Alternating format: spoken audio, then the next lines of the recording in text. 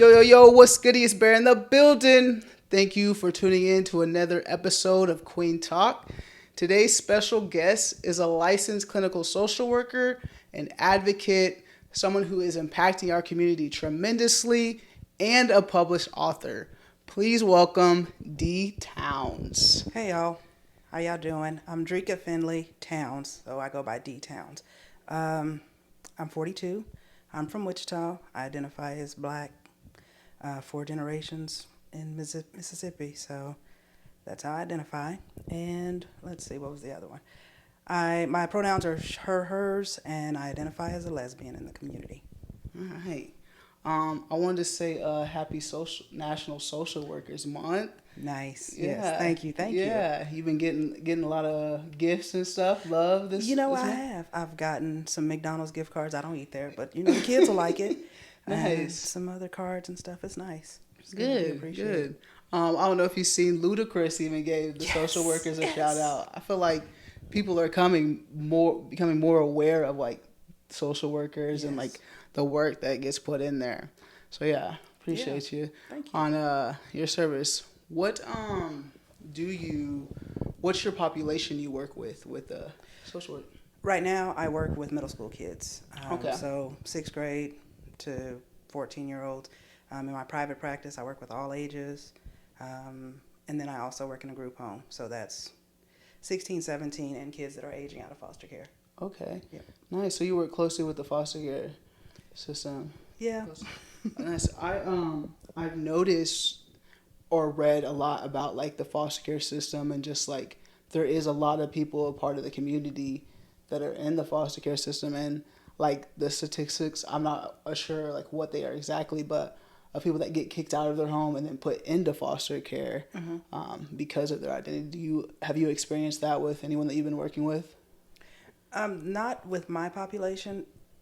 To be clear, I do work at a group home, and the group home that I work with is for trans individuals that are identified as female to male trans identified. Okay. So they come from all over the state of Kansas. Most of the kids that I encounter have already come out. Okay. And they're already living as their preferred gender. And the reasons that they were in the system aren't gender specific. It's basically trauma. Definitely. What made you become a social worker? What was that? How'd you get there? I had a mentor who, starting from the beginning at K-State, I started out with psychology. I wanted to be a counselor. Okay. And then as I got older and got into school, I had a mentor say, hey, everything you want to do, you can do with social work and so much more. So I started talking to social workers, and I was like, yeah, I kind of love that. And that's how I got into it. So you got psychology at K-State, and then you went to, did you stay at K-State? No. Like, where'd you go to college after that? So I went to K-State in 99, 2000, and then life started lifing. Yeah. And then I went back to Wichita Area Tech, Butler County, and then Wichita State. And I got my bachelor's and master's degree from Wichita State. Okay. So what has life been like for you? You said you grew up in Mississippi? No. My family is from Mississippi. I'm 4 generations American. So okay. A lot of people are like, but I'm just saying I'm black, okay? I'm black. Okay. I understand. So you grew up here in Wichita then? Yes, born and raised right here. Okay. And how has your family been with you identifying as lesbian? I cannot complain. I've had very, very protective, very supportive family. They will go for me, so yeah. I'm blessed. Good. I have cousins and my brothers and sisters and my mom and dad and aunts and uncles. No one ever gave me an inkling of a problem, and if anybody did, it never got to me. So you are 42. When did you come out? When I was 18. 18? Mm-hmm. And what did that look like for you? Listen, you already heard the story. Simona is a really good friend of mine. So okay, you're the other friend. Okay.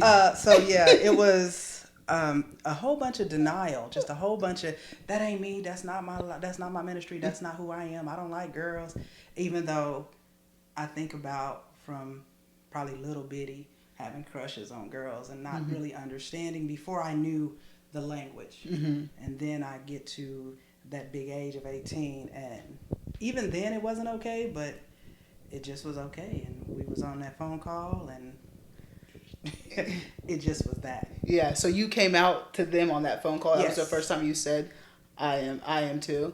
Yes. Okay, so they probably gave you a little bit of confidence then, like after hearing that, and then Absolutely. yeah, because I give all credit to my cousin Martin, who is a nose bucket and pulled us on out the closet. nice.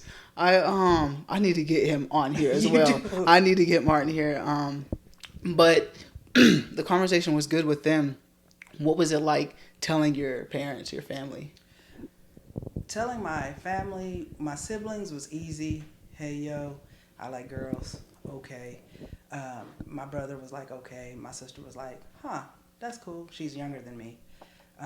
My mom, actually, one day my mom called me while I was at K-State, and she said, your cousin told me that you like girls. Like, just like that. And I was like, what? No, not me. And that conversation just kind of unfolded with, I'm not upset, whatever. Once she got the confirmation, it went to, okay, now you need to come down here and do this, do that, do that. So it wasn't, I like to think that they already knew. Yeah. My dad was like, whatever. Yeah. I think the way that I knew that he was cool with it, he was like, we were standing outside his job, and he was like, I've been reading about artificial insemination. I was like, oh, Father, I just need $20 for some gas, and I'm ready to go. He was already wondering, all right, how we gonna get the kids? Yeah, how we gonna get grandkids out here? Yeah, that's cool. That's a good. I'm glad that you got a good experience with that. So you didn't have anybody telling you shouldn't be this way or anything like that? Not in my immediate family. My stepdad, the man who raised me that I call my dad, his siblings, preachers, pastors, deacons. So, of course, they had their thoughts, but he's my dad. He ain't going to get to me from him, And I had one aunt on my mama's side that was like, you can't be this way. God doesn't like it. But I hung up on her. So...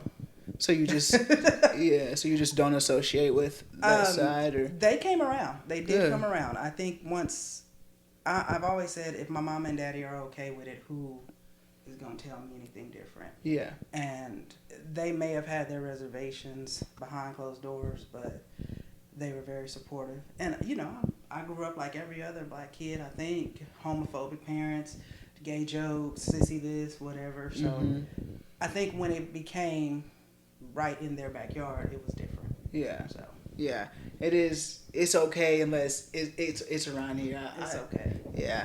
Because they knew me, Yeah. I'm not different just because I have this different identification. I'm not different. I'm the same kid, same person that I've always been, and I think that helped a lot. That I didn't change anything about myself. I cut my hair and pierced myself up, but that's about it. Yeah. Yeah. As soon as you came out, as soon as I came out, cut all my hair off, got all the piercings, and was like, yes, this is how I'm living. Yeah. And that was about a year, and I'm tired of this. Yeah. Like I don't have to do. I don't have to do all that. I don't have to do all that. Yeah. No, I don't have to do it. Just be yourself. Yes. And now you're married, correct? I am. So your family has brought in your spouse, and that love is good there. Oh yeah, we've been together for almost 18 years. So good. Black love. Hey, so love they accept that. her, and sometimes I think they like her more than me, and that's Yeah. okay. Hey, I feel that. Like, I understand that completely. I think it's just because they've had me longer. I think so. They call me and be like, "Hey, where's Raina? She got a phone." Right. So, so with your relationship, and you have kids as well, how did that come about? Like, did you guys do the IVF and stuff like that, or? No. She had 3 when we met. Okay. And so we just became that family. And then later on, we were foster parents. Okay. And then the 2 that we have, we adopted through foster care. Nice. What was that process like for you in the adoption? It was okay. This was in 2014, 2015. So I don't know how familiar you are with the system. Youthville had the contract for foster care. Okay. And as we were going through the adoption process, they lost the contract. Oh. So we basically had to start over with St. Francis. Okay. And they lost all our paperwork. So like we really had to start all the way over. And the only caveat to that was we couldn't adopt our kids together. So we couldn't adopt them as a two-parent. I had to adopt one and she had to adopt the other. Okay. Because it being because we were queer. Because we're gay. Mm-hmm. Okay. Now, can you adopt it like later on? Did she like adopt the one that you adopted now? Like, are you both now on the guardianship, or? We are not both on the guardianship. That is simply because life happens, and we just have not gone down there and done all that legal stuff. It is, but you can do it. It is legal, and you can do two-parent adoptions. Yes. Now you can. Yeah. When did that become illegal? Oh gosh. You know. Actually, I think it happened not too long after we finalized our adoption, because we were going to go through the same attorney to do the two-parent adoption. We just never got around to it. So it's been legal for a while. Nice. I'm glad that it's got to that point. Now, what changes like have you seen, like the progression that we've made, being a part of the community that you've seen since like you came out in 2000? So I don't like the way you said that. Really, when I came out, it was not okay to come out. Yeah. But then it became okay. Like, we had our places. We had our safe spots to go to. Most of them were clubs. So now, as I guess I'm an elder, that's crazy. Seeing kids that are 10 or 11 or 12 being out, being proud of who they are, or even just identifying as queer, like, I'm not defining it. Just know that this is who I am. And to me, that it's heartwarming, and it makes me kind of go into mama bear a little bit. Yeah. Like, you ain't gonna mess with these babies. Right. You know, we went through the struggle. I had men come up to me and just because of the way I was dressed want to, fight me or think I'm a threat or something like that. I'm like, I'm soft as medicated cotton. Yeah. Leave me alone, sir. Yeah. No, but I've watched the changes, I've watched the transitions as we go through time, and it is more acceptable now. I would say it's even kind of the norm. Yeah. I do get a little nervous because everybody want to be gay, and I'm like, but where was y'all at?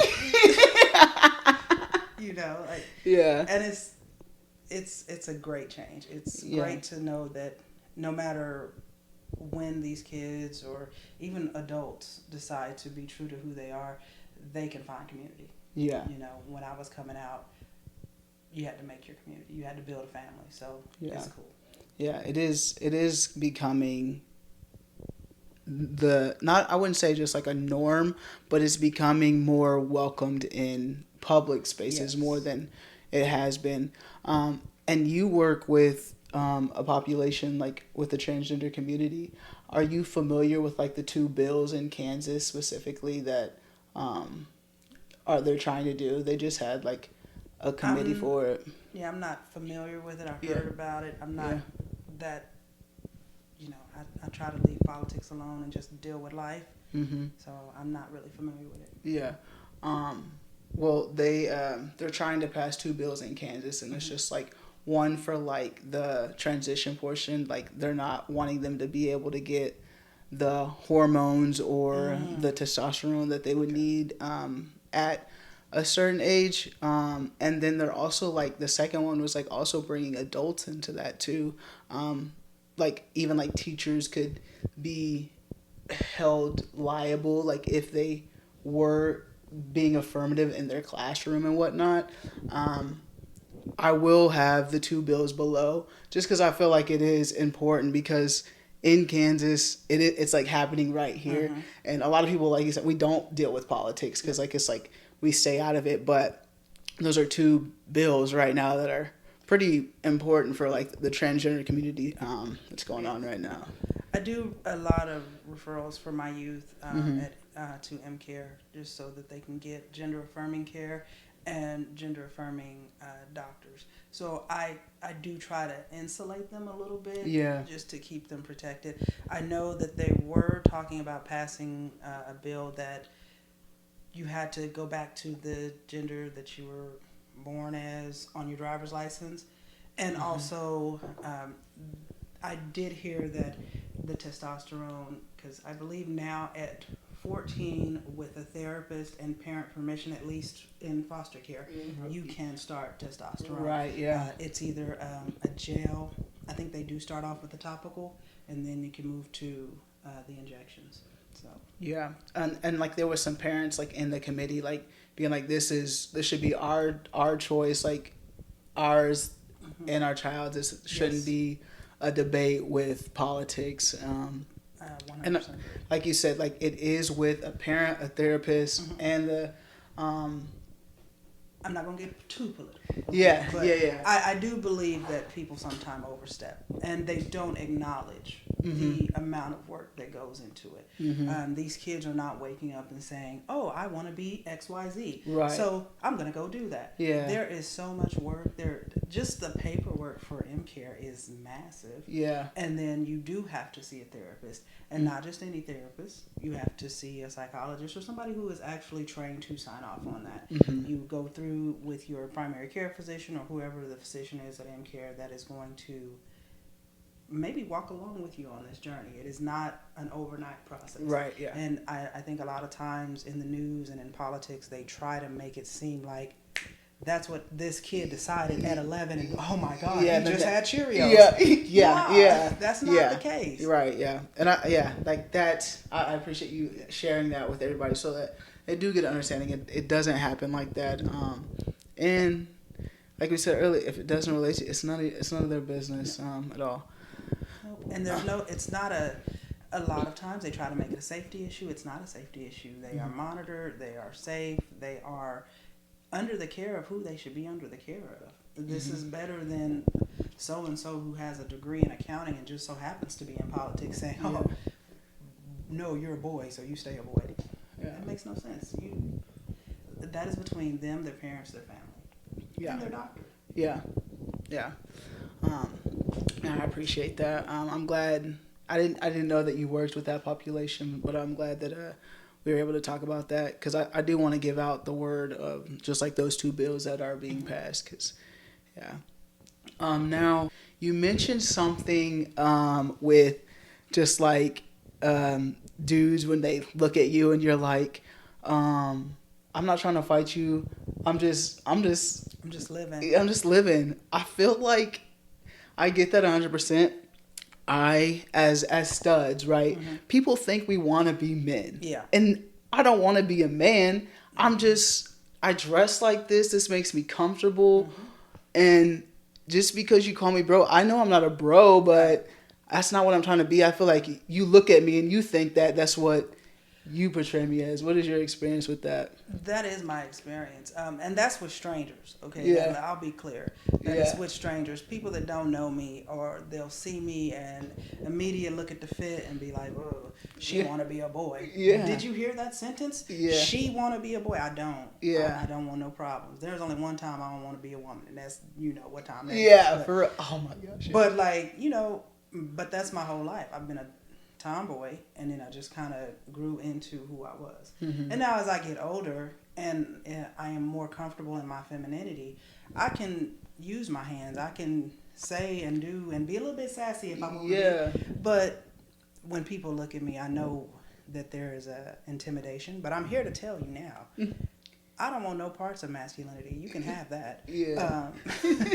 And I like to give a shout out to the dudes in my life, like my brothers and my dad and my uncles, because I always say that those are real men. Yeah. They can look at me and not care. Yeah.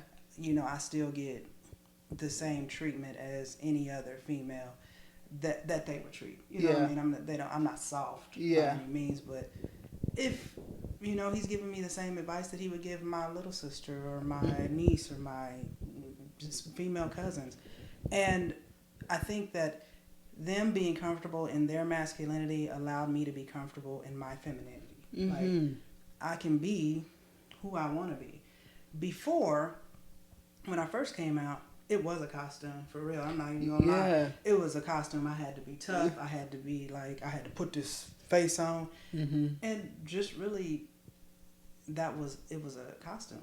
Yeah. That wasn't who I wanted to be. I never wanted to be a thug. I'm a nerd. I like to read. You know, I just want to be comfortable. Yeah. I want to wear sweats. I want to wear baggy clothes. That's who I am. And being able to be around like my brothers and my uncles and stuff, and you know, have them be proud of me just for being me, kind of negated all that stuff that I get out in the community.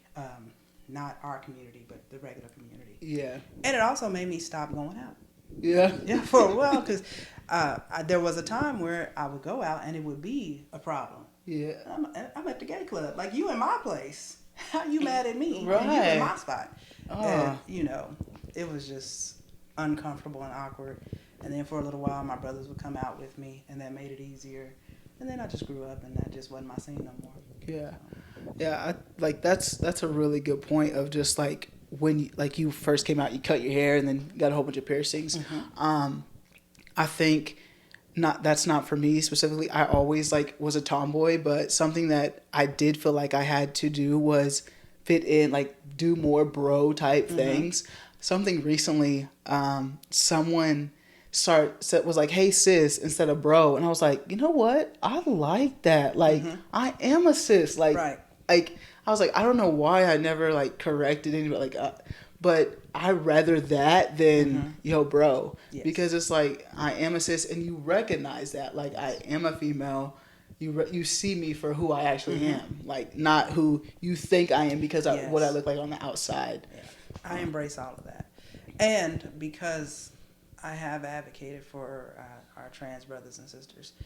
It used to be back when I was putting on this fake thing. When people called me sir, I used to be like, yeah. Now I'm like, what am I not doing? Yeah. What is wrong? Because I know from talking to, let's say, one of my trans sisters, that being misgendered when you are fully female, like, that hurts. Yeah. And it's not a game. Yeah. It's not something that people may overlook it, but it means more to somebody else. And to me, I feel like, respect it. Yeah. Respect my gender. I identify as this, no confusion, and I expect you to do the same to everybody. Yeah. Now, I usually always correct someone if they're like sir or whatever. Like especially like on the phone, I guess I got a deep voice, so it's automatically. But when people see me in person, you see these big old titties, like. I swear to God. But then on the flip side, it's like maybe they're trying to be more inclusive and think that that's my pronouns. Yes. Like I'm trying to dress like it, but no, like ma'am. Like maybe you are trying to be inclusive by saying sir or whatnot, but just because we dress like this doesn't mean that we're transitioning or anything like that too. So. And if you're curious, just ask. Yeah. What are your pronouns? And Right. I'm quick to be like she, her. Yeah. Because that's who I am. And you won't offend me. I'm not offended. Right, yeah. But please don't get offended when I correct you. Yeah. And don't because you look like a boy, you want to be that. Yeah. Nothing about me says boy. Yeah. Are you identifying clothes as gender? That's crazy. That part, that's crazy. Yeah. No, I'm glad I'm not the only one that feels that way, because I feel like on the internet and stuff like that, like studs, they do get a bad name with trying to be men or whatnot, and that's not it. That is not it. I am impressed though with this new generation of stud that's coming out, because they are embracing their femininity and all of the things, and I'm here for it. Because I feel like I wasn't comfortable in a place growing up to be able to do that, to be able to say, I'm going to go get my nails done, or I'm going to go get a pedicure, or, I'm not going to put no 30-inch bust down in there, but if that's what they want to do, you do that. But, like, you identify how you identify. Yeah. And I feel like there's a difference. Yeah, And, like, there's, I don't want to be like old school, but them old school dykes and studs like me, I'm just who I am. I embrace my femininity within the masculinity within that. Yeah. And then, like, I don't know, I have a niece who is very much a sassy stud, and I'm here for it. Yeah. Like, get your hair cut, that's fine. Get the crispiest lineup and throw a ponytail in. Yeah. Do you, boo? Yeah, I think that's becoming with like both genders too. Just like boys growing up, even though they might not even be a part of the community, just like getting their nails painted or doing something out of the norm, the gender norm that would be, is a lot. Like, yeah, this generation, and that's why it's becoming political, because I feel everybody sees it, that this generation coming up, like they've pushed like a lot of us to just like be more comfortable and do things. And so like a lot of people want to like count them out, but just like in their own way, like they're making a way for themselves. They're making themselves known. They're putting it, they're leaving a mark, and it's amazing to watch, and I enjoy it, and it's fun, and they're living, and they're having fun, and getting your nails done and getting your nails painted is about expression and hygiene. So that, to me, that's as far as it goes. Yeah. You want to have clear on your nails? Go ahead. I don't understand all the shellac or the plastic they put on their nails. I got daughters, and I'll be like, whatever. Yeah. Is this pretty? Okay. You know, and people ask me, how would you feel if your son was to paint his nails? I'm old school. Yeah. I'm gonna accept it. I'm gonna be like, oh, okay.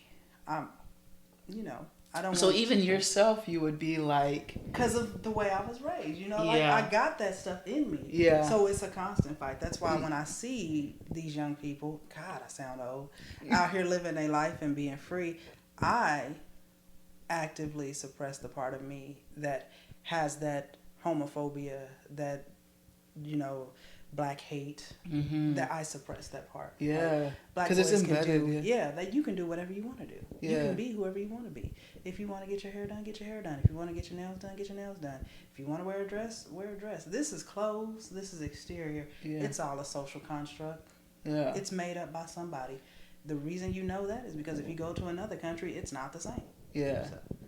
Yeah. That's a good point. Just like of having your own ideals, like that we've grown up with, like we're still a part of, like, because we were raised from that older generation, so that's like still within us. So it's like our generation has to break that cycle for our younger kids to be able to, like, it's like you said, it's still like embedded. It's a little bit like it's still in the mind, like, but it's a fight.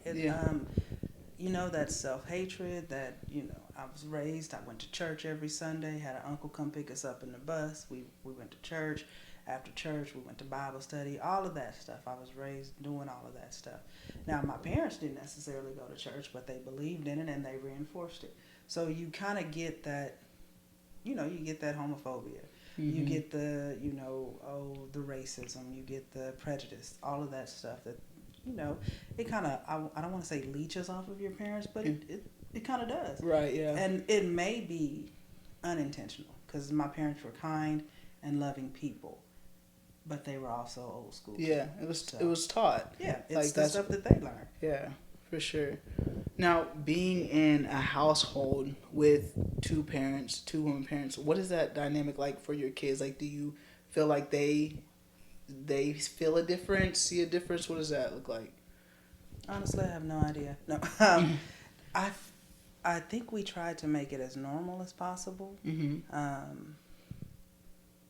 My wife and I have very different personalities, and I won't say that they didn't get teased. I'm not going to say that they don't get questions. We try to be very open. We try to have communication. You can come and you can ask us about anything.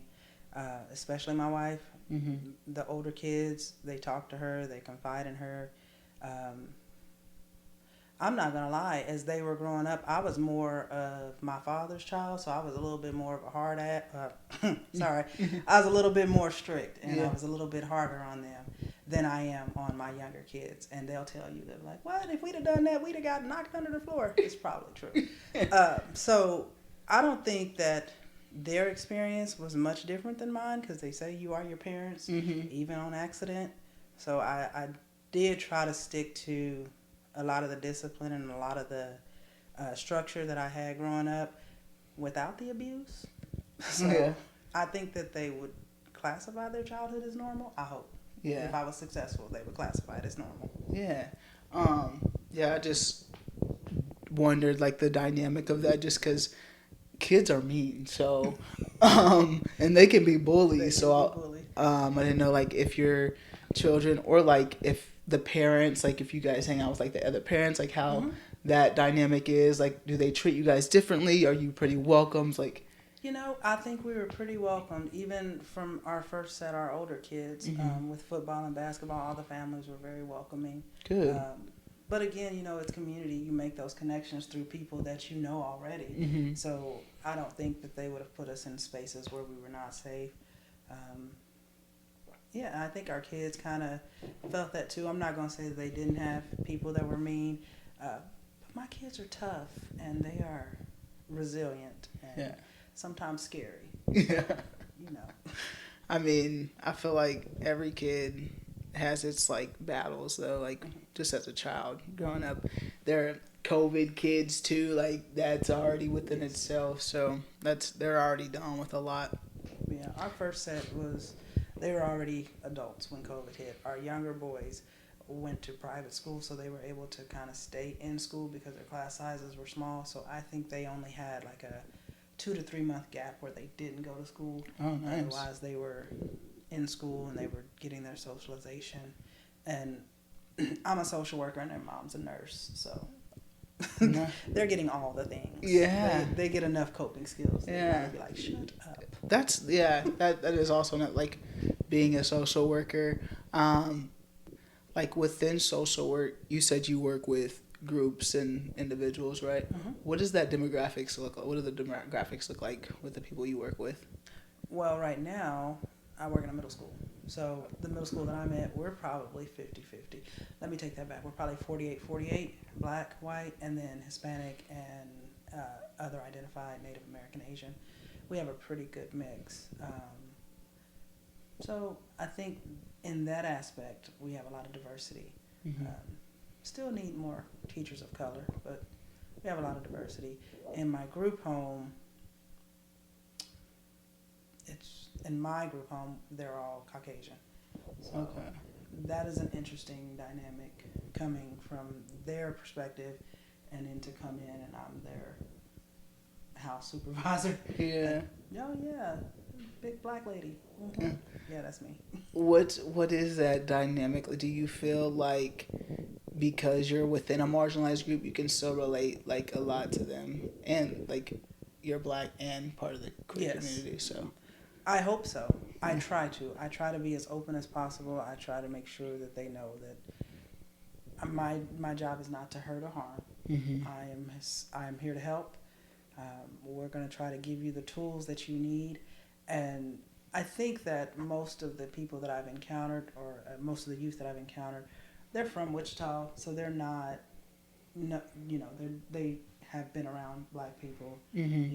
Some of them have come from other group homes that are ran by black people, and I think that the one relieving factor is that I am a part of the community. So I understand terms, I have the resources, and I think that puts them at ease. Yeah. I want to quote something that I seen that you wrote that relates to your books that I really want to talk about. You said being a member of the LGBTQIA plus community comes with its own challenges, but being a member of the LGBTQ plus IA community and the black community is downright dangerous. Let's unpack that statement. Like, what did you mean when you said that? I think I wrote that right around the time when a lot of our black trans sisters and brothers were being killed, and they still are. Yeah. And just from my experience, it's not. Let me be clear. It's not white men pressing me. You know what I mean? It's not white men cutting their eyes at me. If they are, it's for a whole different reason. I've never been threatened or physically harmed in this way by a white dude. It's always been black men, and I know it's the homophobia. I know that's what it is. Just being in circle or community with black people and queer folks, and having to, I don't want to say pick which identity I'm going to show up as, but having to pick which identity I'm going to show up as. Yeah. I mean, I know who I am. I know what I look like Right. when I go into spaces. But when I'm going into these black spaces where I don't know it, I'm going to turn a part of me down. Mm-hmm. You know, because otherwise there is a danger aspect. I don't know who's looking at me, who finds me threatening, who finds me to be gross or disrespectful or, God, an abomination. Yeah. You know what I mean? Like, I've been called that. Yeah. Like, do y'all know what that means? That's crazy to call a human being that. But that's what I mean. It's just, even with black women, you know what I mean? Like, you would think that since I'm a safe space or you're a safe space for me. No, it's just as much homophobia. It's just as much violence. Mm-hmm. And growing up in the gay clubs and growing up when I did, it was black women that often popped it off, I guess I could say. Mm-hmm. Like, oh, she said this or he said this or whatever. And then that got, you know, the men started and then it became an issue. Yeah. So when I say dangerous, I mean not having a safe place to land. Mm-hmm. Like, I can say, oh, yes, I'm black. And then I should be safe over here with black folks. Right, yeah. But I'm not. Yeah. Depending on the black folks. Yeah. You know, and then you ever been into a room and you have to survey the room and you looking for a familiar face and you're like, yes. And you find a safe space. Going into some parts of the black community, you don't find that safe space. Yeah. And you're met with aggression. You're met with displeasure. You're met with all of the things, all of the hatred, all of the misplaced anger. You're met with all of that. And to me, that makes it dangerous because our community holds on to that hatred or holds on to that oppression. And please, don't get me wrong, I love my black people. I love them, you know. Yeah. But this is real. This is real. And I hate to say but, you know, however, as much as I want to protect my black community, like I tell people all the time, I love black men. I do. A lot of people think that because I'm gay, I hate men. Mm-hmm. That is crazy. Right. I was raised by a wonderful man. My uncles are wonderful men. Everybody has their own problems and their own struggles. But I know that they were a safe place for me. Mm-hmm. Always. And I can go somewhere else and be around black men and not feel that. And I think that it hit me when I went into a black space and did not feel protected. You know what I mean? Like, yeah. I don't know. Do you have brothers? Or I do have brothers and uncles, yeah.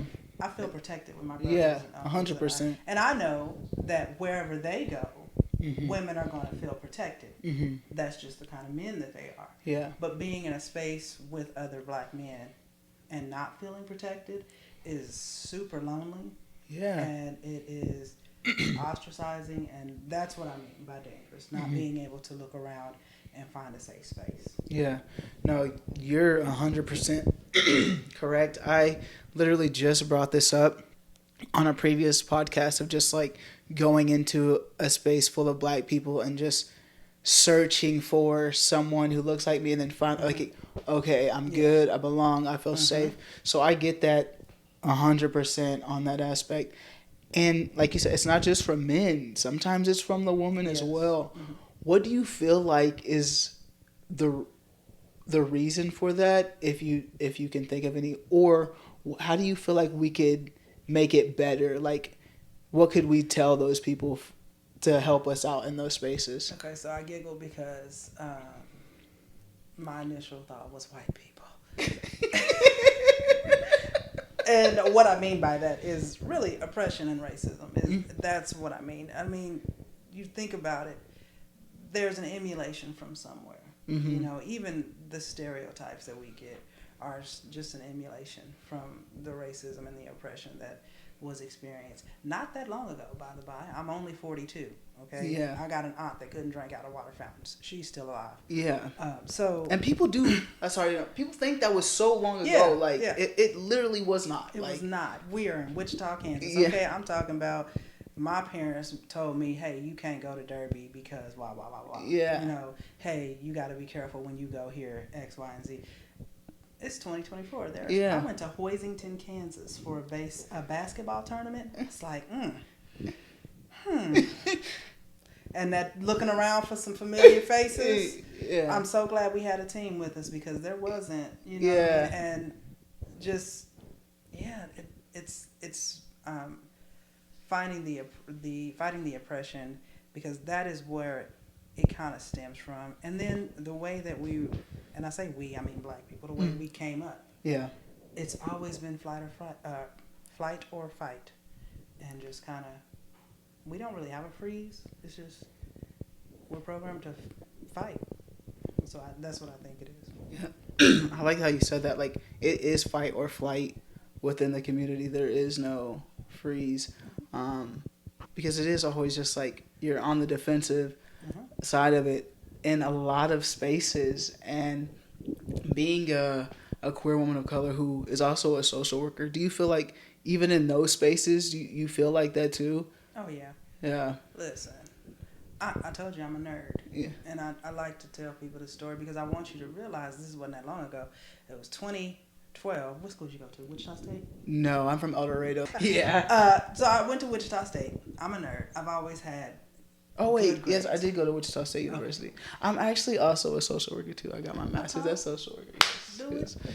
Happy social workers. Yeah, thank you. Wichita State. I've always had good grades. I was on the dean's list. There's an advanced standing program. I applied for it, and I knew I was going to get accepted because I had the grades. Okay, got accepted. She got in because she was black. Seriously? In 2013? Wow. I got in because I was black. So I still get those whispers. Yeah. I still get people that don't feel like I'm qualified to be in the spaces that I'm in, and you probably experience the same thing. Yeah. Like, you're a social worker? Oh, yeah. My wife experienced the same thing. She's a nurse. Yeah. She's a master's level nurse. Oh, are you the CMA or HHA or whatever? I can't be the one in charge. Okay. Yeah. Yeah. Like, it is everywhere you go. It is everywhere. And we have some fantastic professors over at Wichita State that kind of, you know, insulate you, protect you from that. Shout out to Brianne Gilkey. Shout out to her. Shout out to Dr. Marche, because they are some real strong advocates. And Yeah. so they made that experience not as bad. Yeah. Brianne was there when I went to the master's program as well, and she definitely helped me out through a lot of stuff. And is still there for me till today. If I need a reference, anything, like, she definitely has my back. So definitely shout out to you, because and it was good to see that representation in that program going there. And Dr. Colombo, I don't know if she was there. She was after me. But yeah. So just seeing that representation, like we've already discussed previously on this, but it matters. And we search for that. Like, once we see that, and then, like, I don't know, in Florida right now, Florida State just took away all their DEI positions.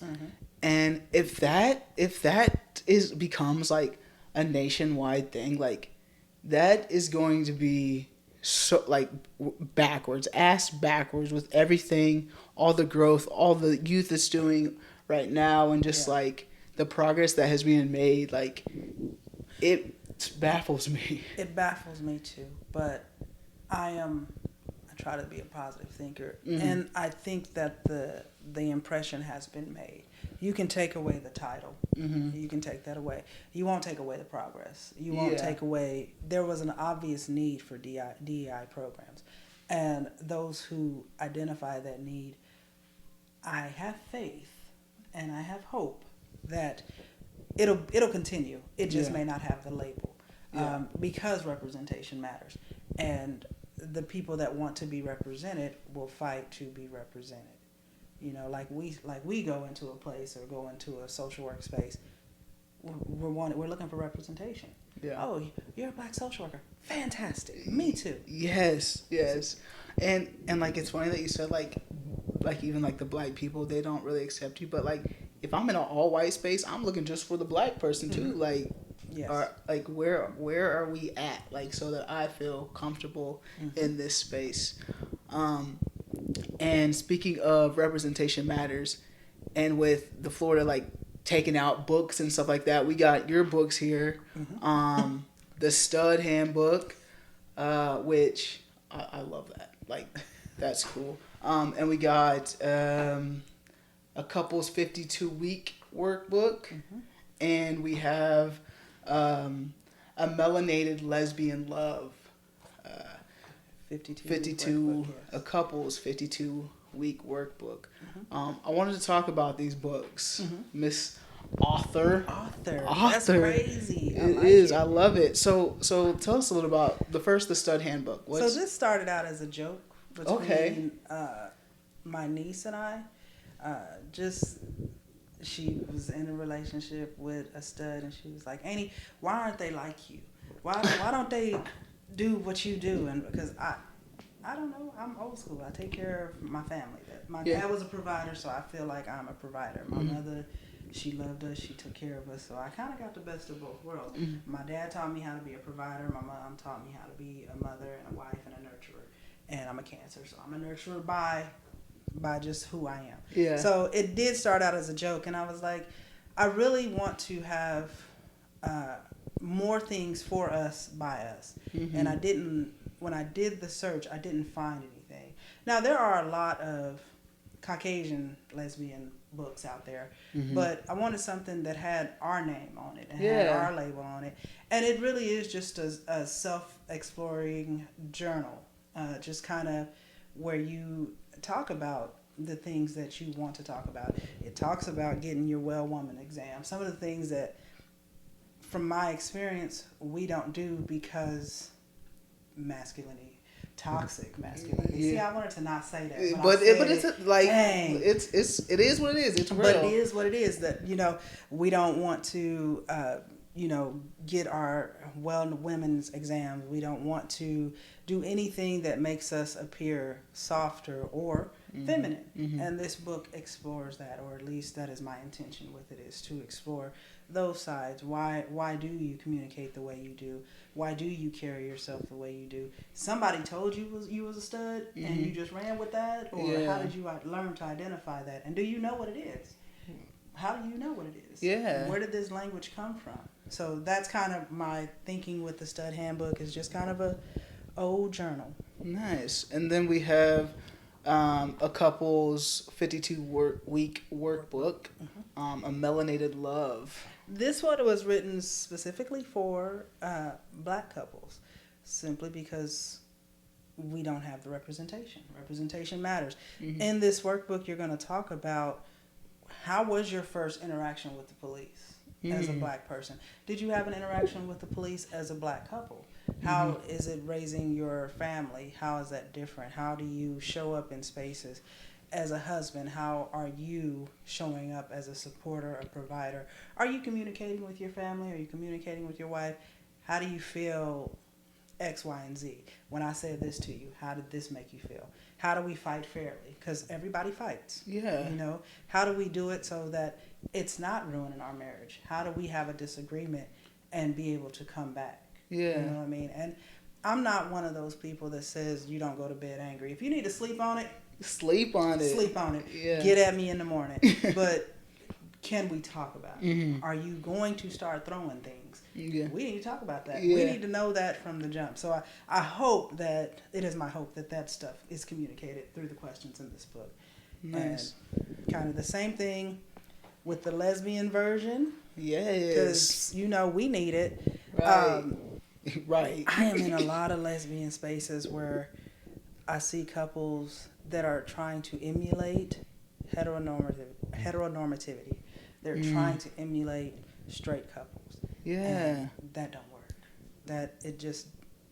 It's dangerous. And when I say dangerous, I don't mean like pow dangerous. I mean, if you're not being authentic and recognizing that you are two women and you're going to have problems that women have problems with, and then you have to face them as two women navigating this world. Yeah. And I wanted to try to capture that in this book. Lesbians have to communicate. Lesbians fight. I know you said no inappropriate talks, but this does talk about intercourse, the lesbian bed death, and kind of like long-term couples. It also has the same thing in here, how that intimacy might fall off. Yeah. And what do you do to get the spark back? Mm-hmm. You got kids, you got a job, financials. How are we talking about finances? Are we talking about finances? It kind of goes the gamut of things that I felt like, things that I've addressed with couples and couples therapy. So I just thought that, write it down. Let's see what happens. I love it. I cannot say that. I love this so much, and just like the conversations that you're having within this, like that makes couples have. I feel like, because communication is key in a relationship, and it can be challenging at times, and we bring our own traumas into relationships.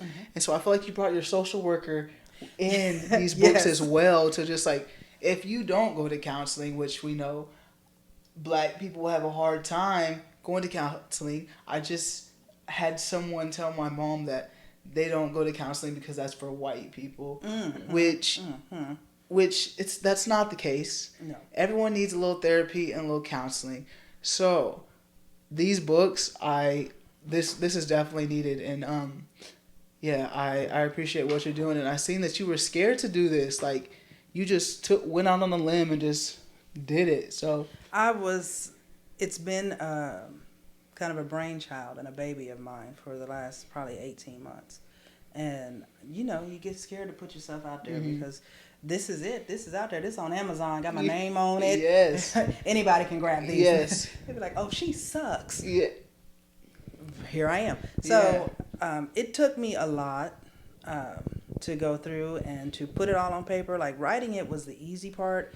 Making it make sense, making it flow, making it a workbook. And, all the people that I talked to and consulted just to get it to where it is and hopefully where it will remain. I'm going to do a second edition. Let me stop. Yeah. I love it. It was a labor of love. I say blood, sweat, and tears. Shout out to Nala, who is my cover design. Yes, these I was going to say the illustration art is dope. I know, she's like all these are really, really good. Like, it's really good. Yeah, I wanted to have some representation. You know what I mean? Like, it definitely has. And I wanted it to be not agender, but I wanted you to be like, oh yeah, that's me. Yeah, I see that.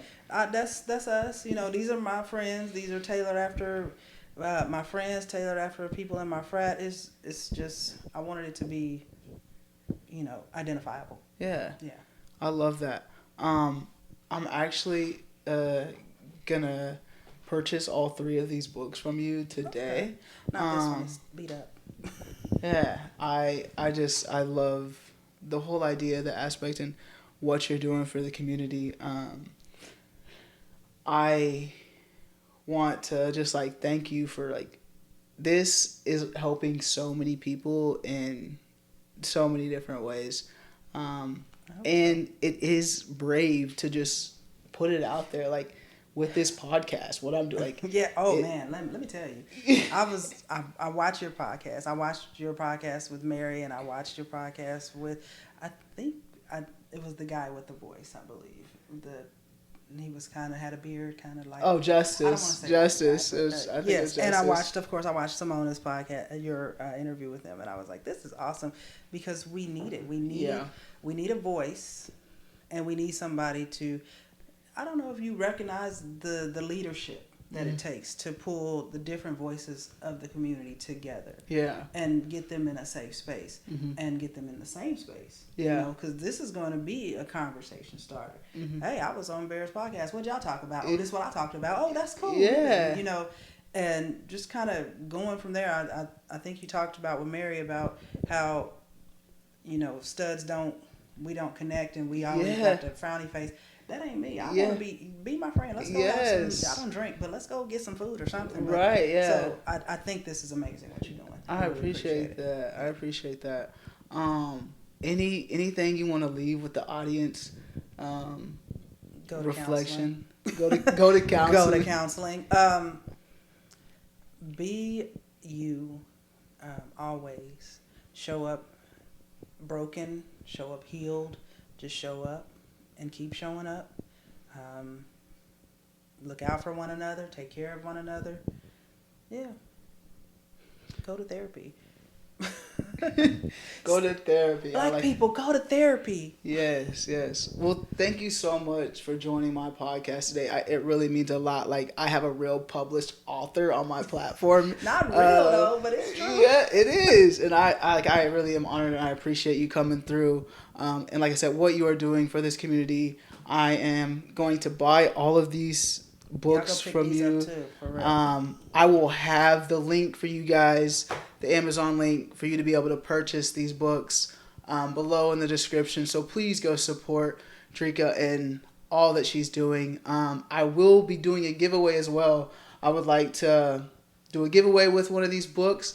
I'm not going to do it all because I would like to keep some for myself. But stay updated on all the Kueen Talk socials on that, and I will let you know how you can be entered on the giveaway on these books.